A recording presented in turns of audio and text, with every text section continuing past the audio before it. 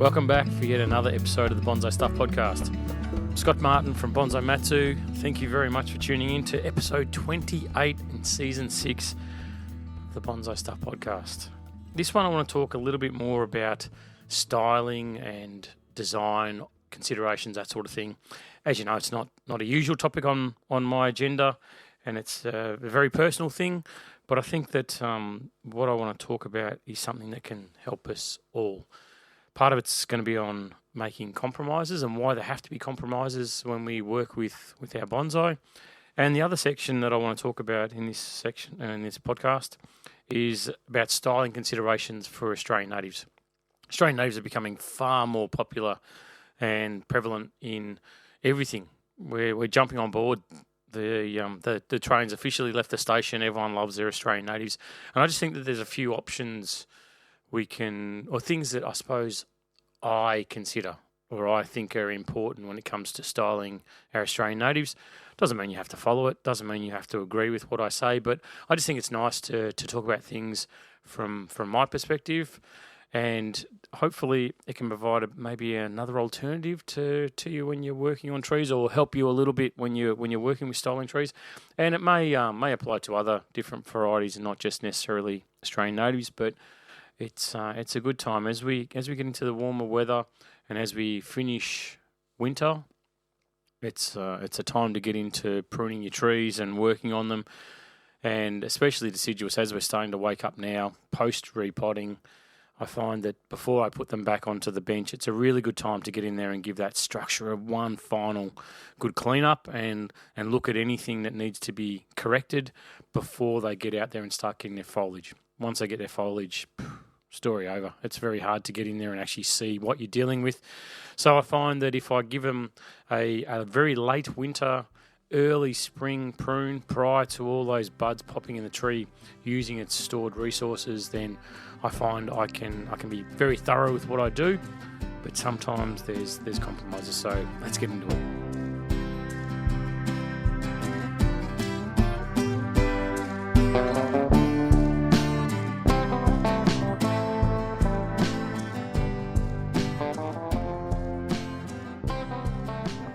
How many times have you been working on a tree and you're looking at something, branching, and you look at it and go, oh, it's either that branch or it's that branch.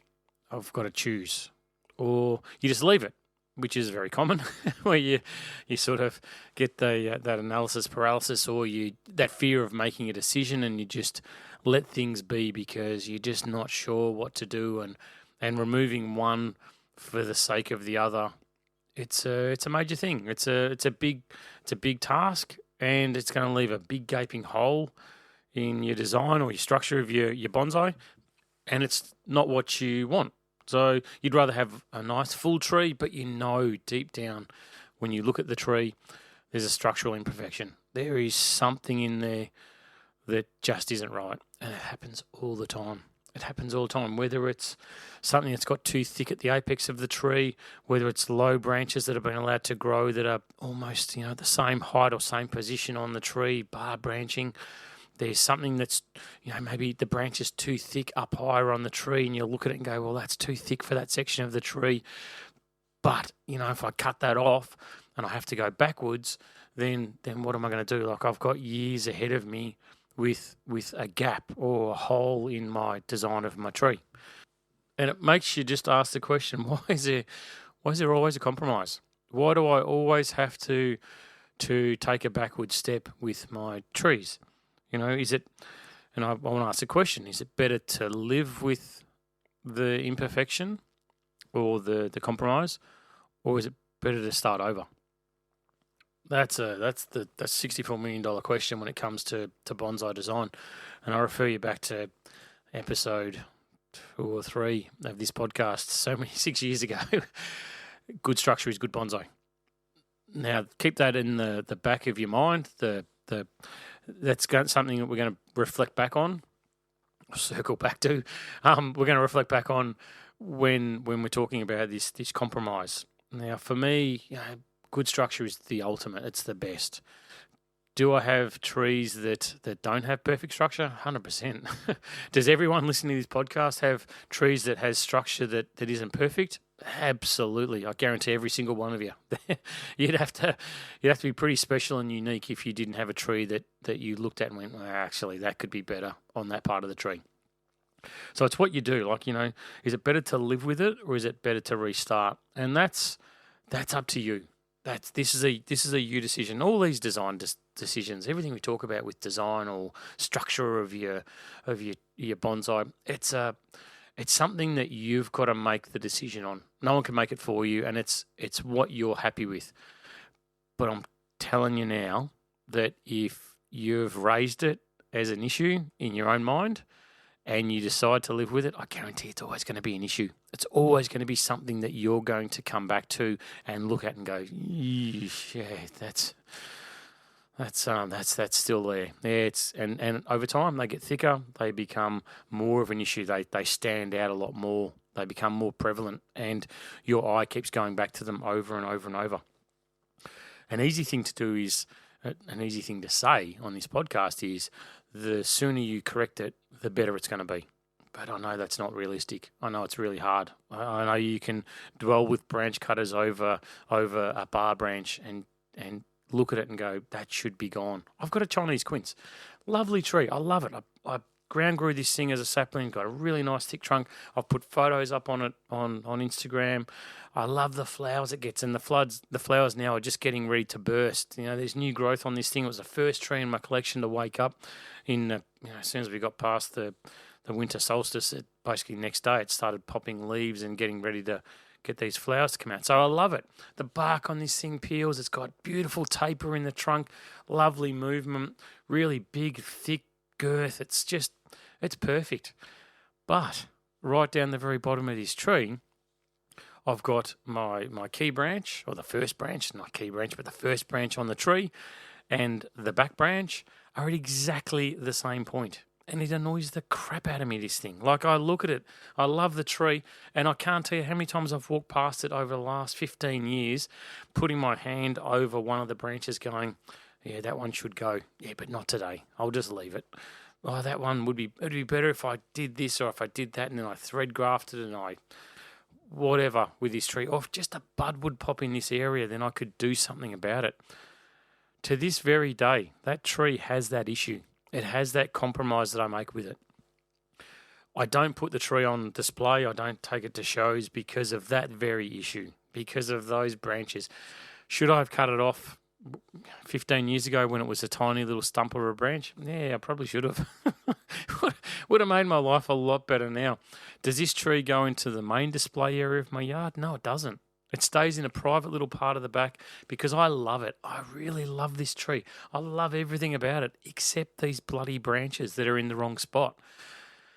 I really just should walk out there one day with the branch cutter and remove it, but I can't. I can't because I love the fullness of the design. I love every part that this tree offers. And if I remove one of these key branches, even though they are, they're bar branches, they're not perfect in the structure of the tree, then I'm going to have a massive hole. So I say this section of the podcast, hand on heart, that I know how you feel when you get to these parts on your tree that you cannot make a decision on, that I get messages about 24/7.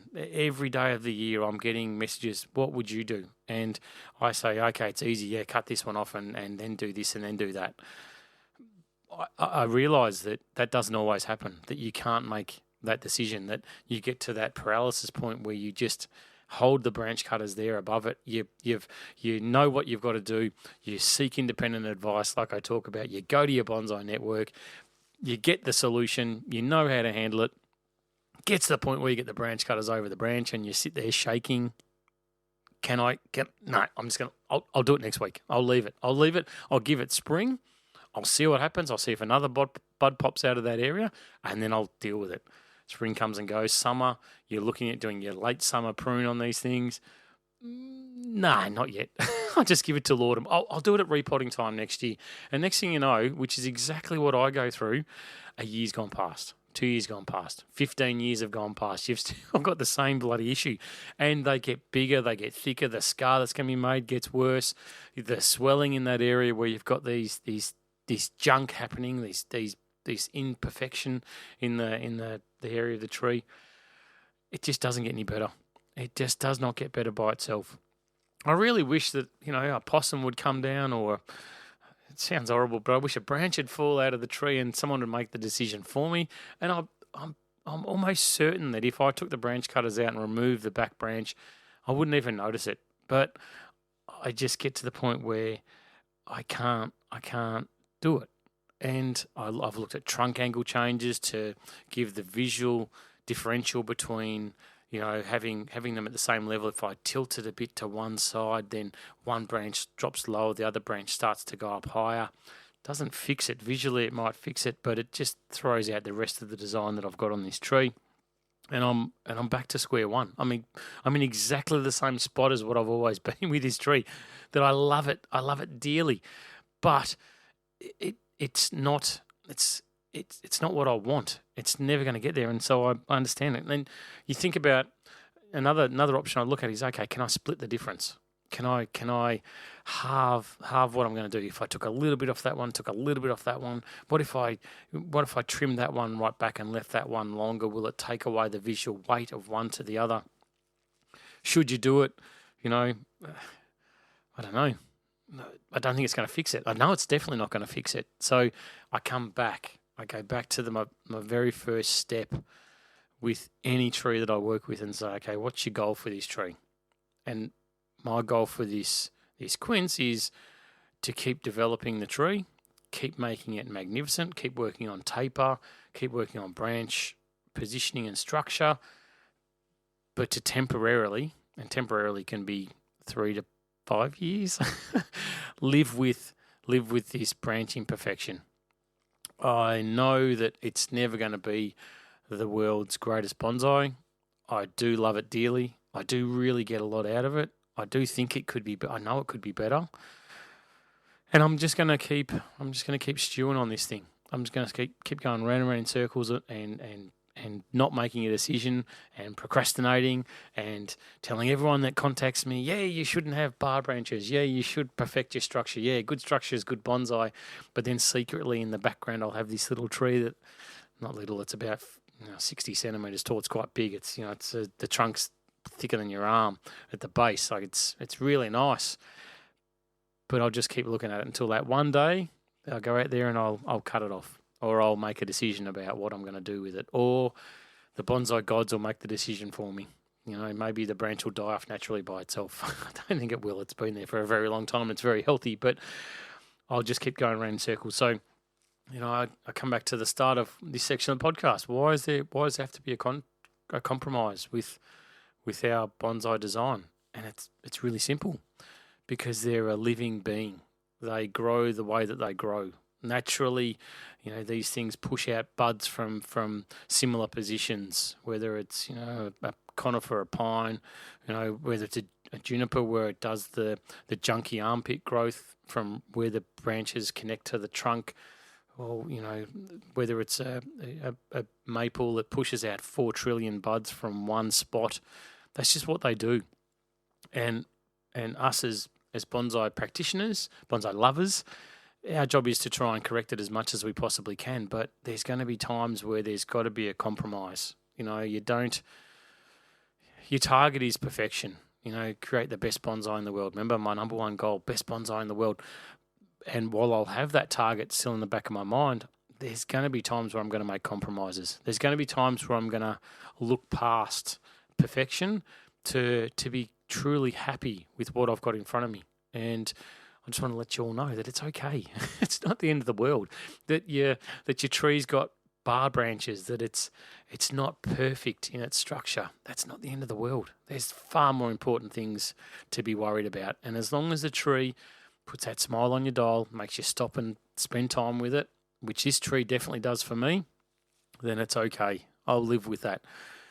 Will it go one day? Yeah, maybe. I won't say 100% because I'm just not sure that I'm that brave to do it or that stupid to do it one way or the other. But while it still makes me smile, while it still makes me very happy, while I'm not bypassing it, while I'm not missing repotting, while I'm not missing pulling weeds out of this thing, while I'm not missing fertilizing, while I'm standing there and having a beer in the afternoon and smiling at it, it'll stay. When that stops, when I start to feel that lack of love for it, or the love starts to dwindle a little bit for whatever reason, then I'll do something about it. But there is always compromise when it comes to the design on your bonsai. What you do is up to you. Seek as much independent advice as you can. Go to your bonsai network. Get your plans in place. Best advice I can give you is correct it when it's young.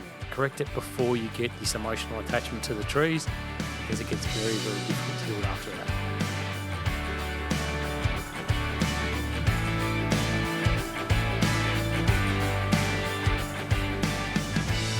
I've said it before and I'll say it again. I really do love the subscribers to this podcast. It means a lot to the continuity of it, and it means a lot to me to know that I've got the support of a range of people out there that really believe in what this podcast is about. So thank you very much. And if you aren't a subscriber but you're thinking about it, you can jump on board for as little as $3 a month. And like I said, it really does go a long way to supporting the continuity of this podcast for everybody. So please consider, and if you'd like to, and if you've got the means to, then jump on board and become a bonsai lover like the rest of us.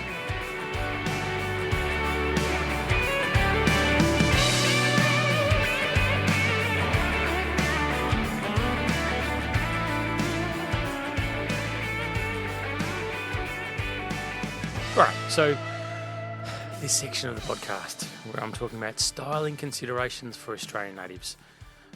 The big asterisk on this one is where it says down the bottom of the page in the fine print, according to me. This is not to be taken as a hard and fast rule that I'll be, or anyone will think less of your Australian native bonsai because it doesn't comply with what I'm talking about. Think about this as just a general bit of chit chat through the podcast facility that we've got between you and me to talk about some things that I think are important but are not deal breakers, okay? This is not a hard and fast, not etched into stone that this is the way it has to be, because it's just nothing to do with bonsai is like that. And when it comes to the styling edition, as I was preparing myself for this podcast, I had to give myself a bit of a G up and say, you really should talk about it. It should be something that people, for better or worse, may want to hear, may want to talk about, may want my 2 cents worth on. You may or may not. If you don't, jump to the end of the podcast. But it's one of those things that is not meant to be. There's a lot of fine print on this one. It's not meant to be antagonistic. It's not meant to say that whatever, if it doesn't comply with this, it's wrong, because that's not what I think. And you should know that by now. If you've listened to the podcast for the last 6 years, then I'm hoping you've got a bit of an insight as to who I am and how I think and how I am with bonsai and with people. Honestly, if I could put my arms around the bonsai world and give it a big squeeze, I would, because it's times you feel like the world needs it, and there's a lot of negativity, and you jump onto any of the social media platforms and read through some of the comment sections, and it's just disgraceful. And this is definitely not that. This is, and if you think that it is, and please let me know. But I don't want it to be like that. I want it to be something that is maybe just not an insight, but it may help or may provide a little bit of guidance, not to set a template for you for how to look after your natives, Australian natives, but just what's important to me. That's all. All right. So, Jesus, buddy, lot to sign off on in this one, because it's very personal. This design stuff is very personal, and it's I know if I was listening to someone talk about this stuff then and I didn't believe or feel or design or do what was being said, then I'd be a little bit disheartened or lost is probably the best word I can think of, that you'd sort of go, oh, well, I don't do that. Doesn't make it wrong, and I don't want you to change things. So it's according to me. All right. So natives, Australian natives. The best thing that I do is look for natural inspiration. You don't have to copy nature. Right? Bonsai to me is about perfection in the styling or appearance or design or structure. Forget what I talked about with my Chinese quince, but that's the ultimate goal for me, is that perfection, right? And what we see as perfection is very unique. We can all go to a forest and walk through it and all pick a different tree that we love the most. All right, that's probably the best way to think about your bonsai design as well, because there's a trillion, bazillion different appearances for trees out there. When we look at them, what we're drawn to, it may be very different, maybe the same. Some of us may look at it and go, "Fantastic! That's the one. That's the ultimate. Look at that. That's incredible." Others, like I do it with my family, my nearest and dearest. We'll walk around somewhere, and all of a sudden I'll see this amazing tree. There was this big oak tree that I saw, and I looked at it and I was blown away. It's like, my God, this thing is huge. It's just fantastic. And have a look at that. Look at that. That's insane. That's just beautiful. It's like, yeah, that's a nice tree. Keep walking. It's like, hang on, the thing's probably a couple hundred years old. It deserves more than that's nice, but that's just the way we are. We're all unique. We all see things very differently. So I find that for me, walking around, I've talked about this before, you don't need to go into the depths of outback Australia to find a tree that inspires you. You can find them walking around your local area. A street tree might be perfect. It could be some a parkland somewhere where you look at them and go, wow, look at that. That's insane. And our native eucalypts, our gum trees, oh my God, some of those, it gets to the point where I'll be driving along and I've done it before. Well, I'll be driving and I'll pull over and I go, wow, look at that. That is such a nice tree. That is just beautiful. Look at the structure on this thing. And I can't tell you how many times, I say to the person in the seat beside me in the car, wow, look at that tree. And they're like, yeah, it's nice. Yep. And I'm like, seriously, look at the taper on the branches and the structure. And that's just insane. So I find that for me, the natural inspiration for how these trees grow and what I expect, I think that's the big key for me is, when I look at a native bonsai and possibly hasn't been styled how my mind expects to see it, doesn't make it wrong, but I look at it and go, oh, that's different, and it sort of makes me stop, and I definitely, please don't get upset, I do appreciate them, I do love them, but it's just not what I'm expecting to see. And often you'll hear when they talk about Australian natives about not wiring or pushing branches below the horizontal. Whether you do or whether you don't, up to you. But sometimes, depending on the species, they may not survive because that's not how they grow. They're not built to grow like that. So they'll take resources from that branch and push them to the up and out sort of structure on the tree, which is naturally how it wants to grow. So it's not that it can't be wired down. It's just like, well, okay, if that's where the foliage sits, then as a tree, it's not going to do anything for me. You might like how it looks, but it's not beneficial to me. Take the resources, shuffle them somewhere else, and off it goes in its natural. I'm saying natural very carefully, but the natural style of growing.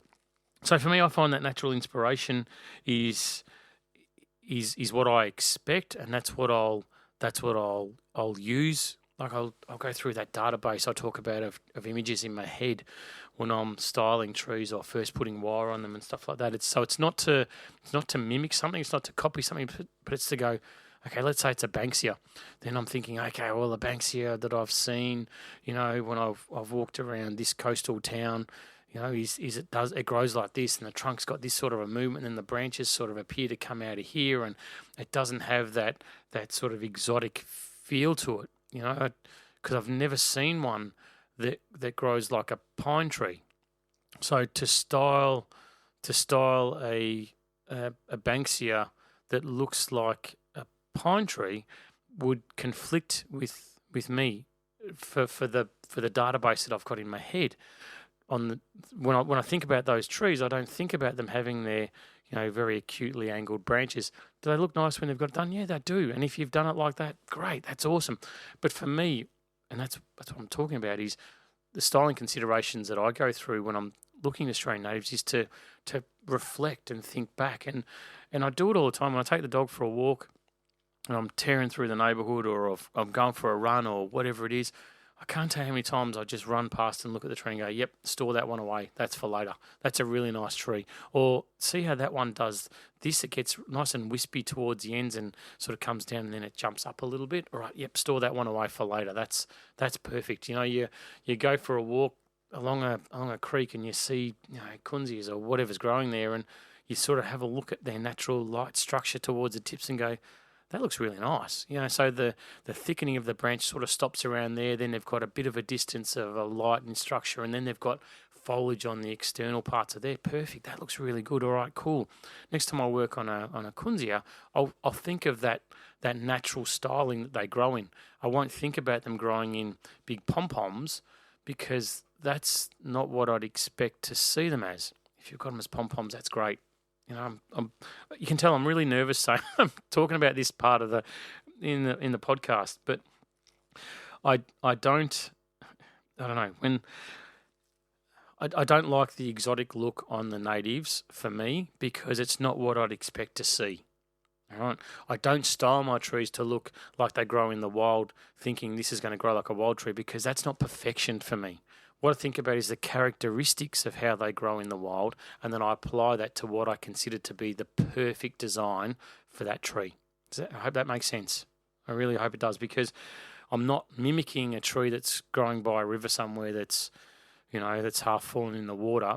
When I'm styling my trees, I'm thinking about the branch structuring. How does that grow? How does the taper work on this tree? Where do they naturally want to grow? In what position? Do they grow sort of up, down, up, down, up, down? Do they just grow sort of down and then come up towards the tip? Do they grow straight up and then sort of fall down a little bit to the left or to the right? How do these things grow naturally? That's what I think about when I'm styling. And I've just written in my notes with a bit of a smiley face beside it. So for the natives, it's up and out for me, not down and dirty. I hope that doesn't upset anybody, but that's the way that I think about them. So as a generalistic approach to a native, it's generally that up and out feel. It's not the down and dirty like we do with our exotic species. Some of the exotic species, it's more that free flowing up and out, because that's generally what I expect to see when they grow. I don't expect to see a eucalypt with a very acute branch growing on it. Do they grow like that sometimes? Yeah, they might, but for me, with my aim for perfection, it's not what I'd see. So the other thing that I consider very, very strongly when it comes to Australian natives is pot choice. And this is one where I personally feel sometimes there can be an overarching push towards these naturalistic pots. And I love them. And if you're one of the makers and you listen to this podcast, thank you very much. And you're to be commended for the pots that you make. It's just that I don't want everybody that's listening to the podcast to think that's the only option that you've got. It's like styling the branches on these things. There's not just one way to style them. There's a lot of talk about cookie cutter in Japan, which I think is absolute rubbish, but cookie cutter designs. Don't let us fall into the trap with Australian natives to be cookie cutter to say, okay, well, it's a native, it has to have this type of pot. I don't think that's, again, according to me, the gospel according to Scott, I don't think that we have to fall down that path. Do they work really well with our natives? They do. They definitely do. But are they the only option that we've got? Definitely not. I've seen lovely Australian natives in Japanese pots.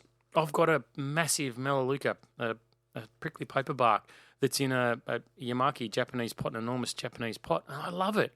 And it gets lots of lovely comments. The colour, the glaze on it's brilliant. And I just think that you've got to, like with everything, just keep your mind open to it and not necessarily close it off and say, well, it's hard, because if there's a massive dramatic push and an overwhelming majority of people use the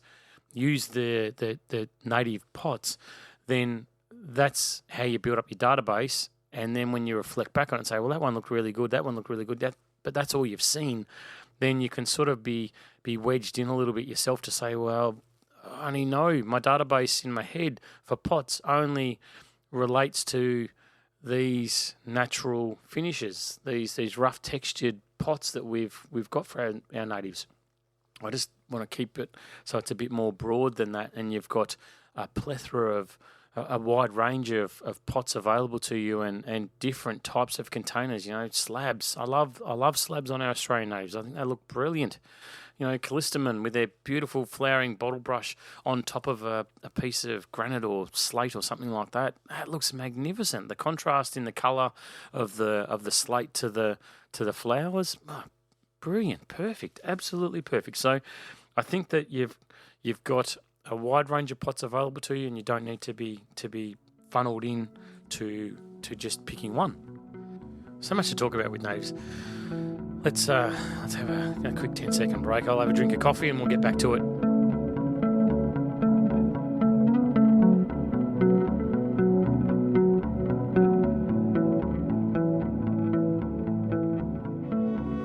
Right, that's better.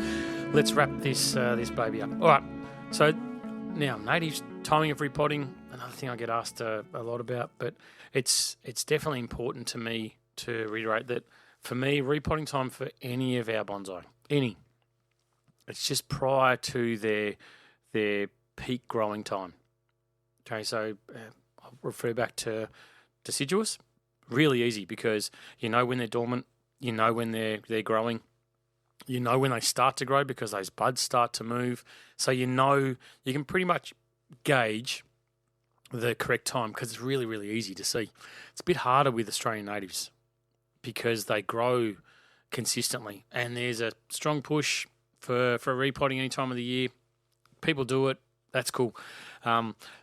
This podcast, I try and be honest and open and transparent and as helpful as I possibly can. That's the best word to use, as helpful as I possibly can, to ensure everyone that listens to it, their absolute peak success with their bonsai, and to inspire and drive and push and blah, blah, blah, all that stuff that I rabbit on about every time. So timing for repotting for me is just prior to their peak growing time. So with natives, as I said, it's really hard because they grow almost every day of the year. But for me, what I've observed is the vast majority, because there are billions of these things, not billions, but there's a lot of different varieties that all grow at different times. So the timing does vary, and you need to do your own research, and you need to look at where you live, but look for that peak growing period for your natives, not only in your yard, but trees in the garden. If you look at them and see when they flower, and then see when the flowers stop and start turning to seed, and then they start to push out their foliage growth. There you go. That's the peak time, and make a note of it, because it will vary. But for me, in Melbourne, Victoria, Australia, I find that my best time for successful repotting of Australian natives is around about October. They do like the warmer weather. And again, this is a generalisation, but they do like the warmer weather. They do start to grow much better as we get more towards summer than we do towards winter. So I find that for me, that October period is a really good time, and I've had really, really good success over the years doing it. And I've worked at different repotted things at different times of the year, and I've found that if I do it outside that timing, for me, that October-November period, then there's a cost to it. And by cost, I mean maybe they don't grow quite as well for a 12-month period before they settle. Maybe I get a little bit of dieback. Maybe just things aren't as good as what I want them to be. So by trial and error, by testing, by doing things, at different times, and seeing what the consequence is to it, what the compromise is, then I've worked out that that's the timing for it. So I just wanted to put that into the podcast again, because as we are in repotting, as we do get towards the latter half of winter, and we are repotting a lot of stuff, a lot of questions get asked about timing of repotting of natives, and that's what this is for, is to sort of push it. So while it doesn't have a styling consideration, it's definitely a consideration for the maintenance of your natives that I think is really, if not the most important thing that we can do. So I'll leave it with you. Do what you do when you do, but as I said, this is designed to be me being honest and transparent and trying to help as much as I possibly can. All right. Natives can develop pads really, really easily and really, really quickly. they can plump up, they can fill out. They're very much like a juniper, in that they can really grow at a rapid rate of knots, push out a lot of foliage, and that foliage can appear to be a lot denser than possibly what it is, which makes them take on the shape of a really big pad. My advice is, be careful you don't let those pads get too heavy. Be careful you don't let it turn into something that it's not. Just because it's going to grow like that in the container environment, if you keep pruning it a certain way, I'm not saying that you're going to hedge prune it, but if you keep pruning those pads to be pom-poms, to be clouds, then it's going to take on that appearance very, very quickly, which can be something which may take the native to not appear as though it's a native. And like I said, for me, the image that I have of these natives in my head, and what I consider to be perfection, which is different to what you may see as perfection, I don't see them having big pom-poms and big clouds. So I'm very mindful when I'm pruning these things to make sure that I keep the structure along the lines of what I would expect to be perfect. That lightness of structure is very hard to maintain. Very, very hard, because then and don't strip it back to bare bones. Don't take it back to a couple of leaves here, a couple of leaves there. That's definitely not what I'm saying. And you can still keep that rounded silhouette, but you may need to thin them out a little bit more so you see a bit more of that structure. That's where I think that the natives become really magnificent, when you look along and see the structure and the elegance of the branching, but you've also got that beauty of the foliage there as well. Don't let the foliage dominate and surpass that branch structuring to the point that it just becomes all about the pad, all about the foliage. Don't let them become so dense that the inner areas of those pads are going to start to die off, because they do. The natives naturally die back. Some, not all of them. A lot of the varieties. Some of the varieties of Australian natives, they're so diverse, it's hard to actually put a broad brush statement across these things, but a lot of them will do that dieback section on the inner parts of the tree, especially if they're crowded and the foliage is full. So it's really important when you're working them to make sure that you come back. Still keep the design that you want. If you want that rounding of the pads, cool, great, awesome. I like it. My Melaleuca, they generally get styled like that as well. And it's very hard with some varieties not to have them round off like that, because that's how they grow. You look at I've got 1,000,001 street trees around me, Melaleucas, and you stand back from a distance and see them, and they've got a lovely rounded shape. Perfect. That's what I expect. That's what I want to see. I don't want them to be looking like they're a juniper, though. I don't want that feel to be not what they are. So I'm really mindful when I do get to work on them that I'll open them up so I can see the structure, and as I said, that elegance of the branching, which is to me one of the key things that our Australian natives have, is that beautiful, lovely taper and the lovely bark that the branches get. And I get all melancholic when I talk about these things, because I love them. I think I'm passionate for them, and I think they're an absolute must. But I think that by hopefully providing some of these styling considerations to you through the podcast, it will make you enjoy them as well. It's like I said, it's very easy to go down the path of, I've always designed my trees to look like this. Or hey, this would look cool if those branches were positioned like this. Or, this is the feel that I want. Great, you can do whatever you want. It's your tree. But I think that, well, for me, I find that when I have the target of perfection from what I can gather from natural inspiration, not to mimic a tree that grows in the wild, because they're not perfect, but to take on certain facets of how these trees grow. So when I look at it, I go, that's the best way that I can represent how that tree grows. And I love the design of this thing. Its structuring is perfect, and it's not too heavy. It's just right. I'm not going to get the dye back. Then I'm the happiest. The tree grows beautifully as well, and I keep moving forward on the bonsai path for my love of Australian natives.